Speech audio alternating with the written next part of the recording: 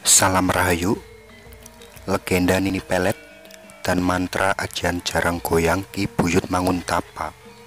Jadi Gunung Ciremai di Kabupaten Cirebon merupakan gunung tertinggi di Jawa Barat.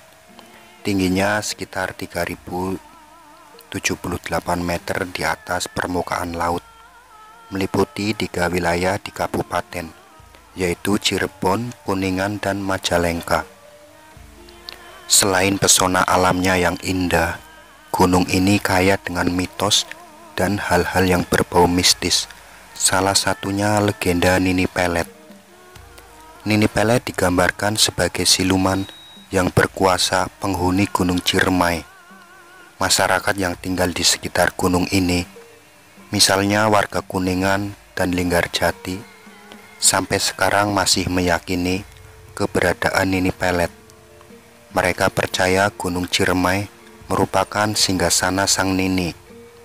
Karenanya banyak pantangan yang harus dipatuhi oleh mereka yang hendak mendaki Gunung Ciremai, ya jika tidak ingin terjadi apa-apa. Salah satu pantangan itu adalah tidak boleh buang air kecil sembarangan. Tabu bagi pendaki kencing di sembarangan tempat. Karena takut terjadi apa-apa, para pendaki memilih kencing di dalam botol mineral. Maka sepanjang perjalanan naik ke puncak Ciremai, nampak pemandangan unik. Banyak botol plastik berisi air seni digantungkan di ranting pohon. Selain itu, sepanjang jalur pendakian di beberapa pos tertentu yang dianggap wingit, pendaki wajib mengucapkan salam dan menginjak tanah 3 kali. Sebab selain Nini Pelet, banyak yang meyakini Ciremai juga dihuni beberapa siluman lain yang suka usil dan mengganggu pendaki. Ucapan salam itu wajib dilakukan di kawasan Batu Lingga yang dipercaya sebagai tempat semedi Nini Pelet. Di sini terkadang muncul sosok Nini linggih dengan 2 macan kumbang peliharaannya. Juga di pekuburan kuda yang angker, lokasi dikuburkannya 2 ekor kuda milik tentara Jepang. Siapakah itu Nini Pelet? Dari cerita yang berkembang secara turun-temurun, Nini Pelet dulunya manusia biasa yang menguasai ilmu dari aliran hitam. Karena ambisinya tidak ingin menjadi tua alias tetap ingin awet muda selamanya, ia berikhtiar merebut kitab mantra asmara. Kitab ampuh berisi berbagai ajaran tentang asmara dan cara memikat lawan jenis. Kitab ini diciptakan oleh pendekar sakti Ki Buyut Manguntapa. Salah satu ajian dari kitab mantra asmara yang sangat terkenal adalah jaran goyang. Ajian ini mengajarkan ilmu menaklukkan hati seseorang yang diincar atau yang lebih dikenal dengan sebutan pelet. Terbukti setelah berhasil mendapatkan kitab mantra kencana, Nini Pelet memanfaatkan jaran goyang untuk menggait pria-pria muda agar tertarik pada dirinya.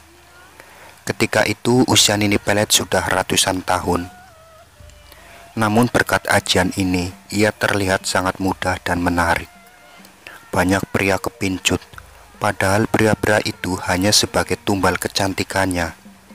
Setelah Nini Pelet puas mempermainkannya, mereka dihabisi. Nyawa para pria itu sebagai sarana untuk membuat dirinya tetap awet muda. Mengetahui kitab mantra asmara ciptaannya disalahgunakan oleh Nini Pelet, Ki Buyut Manguntapa, ia lalu mengutus salah seorang muridnya, Restu Singgi, merebut kembali kitab pusaka itu dari tangan Nini Pelet. Tapi sebelumnya Restu Singgi telah dibekali banyak ilmu mumpuni oleh gurunya. Cerita ini pernah diangkat dalam bentuk sandiwara radio berjudul Nini Pelet yang disiarkan pada tahun 1980-an. Singkat kata, Nini Pelet bisa dikalahkan, kitab mantra asmara berhasil direbut kembali. Namun kesaktian Nini Pelet dengan ajian jarang goyang tetap melekat pada dirinya. Karena itu ilmu ajian jarang goyang yang akhirnya terbagi menjadi 2 golongan. Golongan hitam berasal dari Nini Pelet dan golongan putih bersumber dari ajaran Ki Buyut Manguntapa.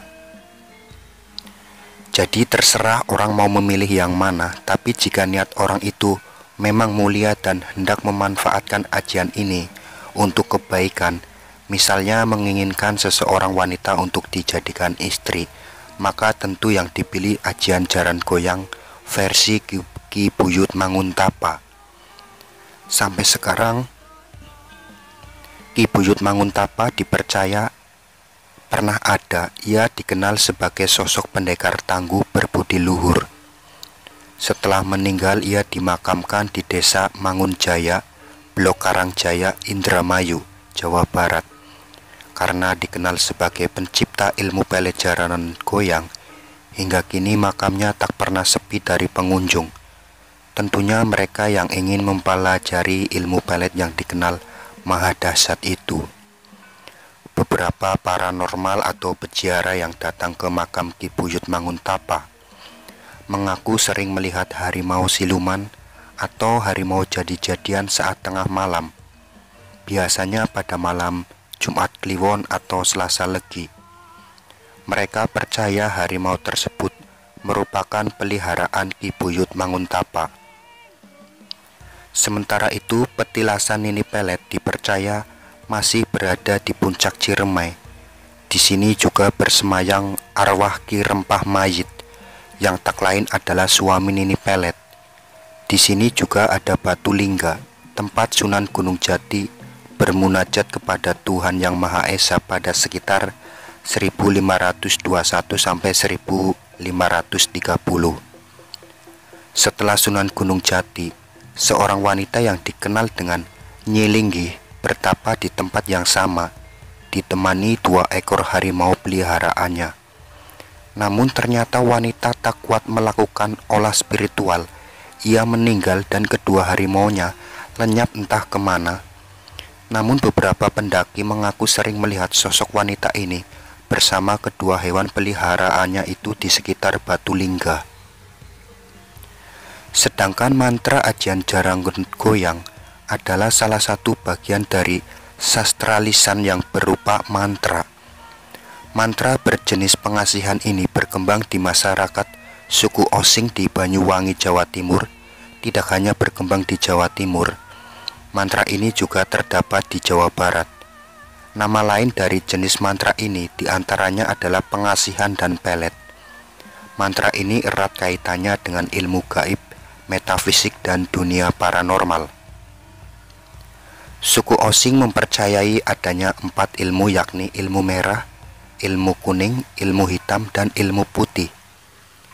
Ilmu merah berkaitan dengan perasaan cinta, ilmu kuning mengenai jabatan, ilmu hitam untuk menyakiti, dan ilmu putih untuk menyembuhkan.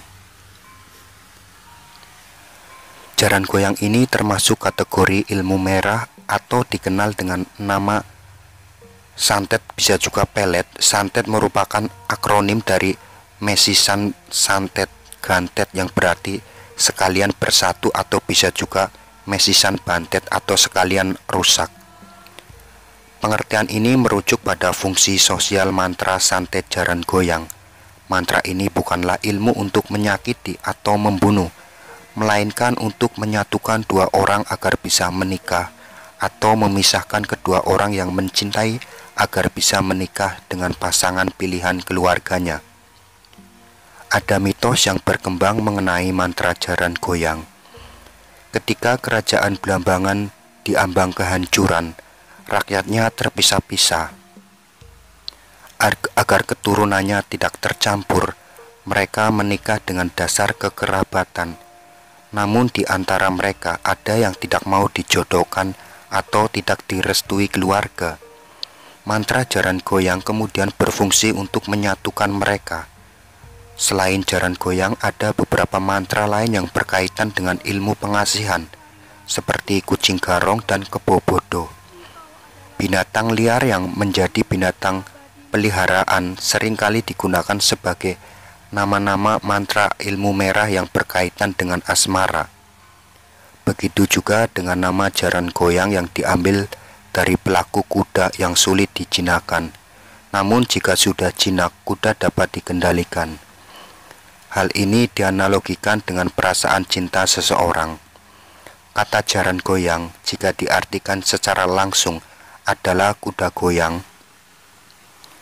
Korban terbanyak dari mantra jaran goyang ini adalah perempuan dibandingkan laki-laki. Mantra jaran goyang juga dikenal oleh masyarakat Jawa Barat, baik yang ada di Jawa Timur maupun yang ada di Jawa Barat. Mantra ini mempunyai kesamaan nama dan fungsinya.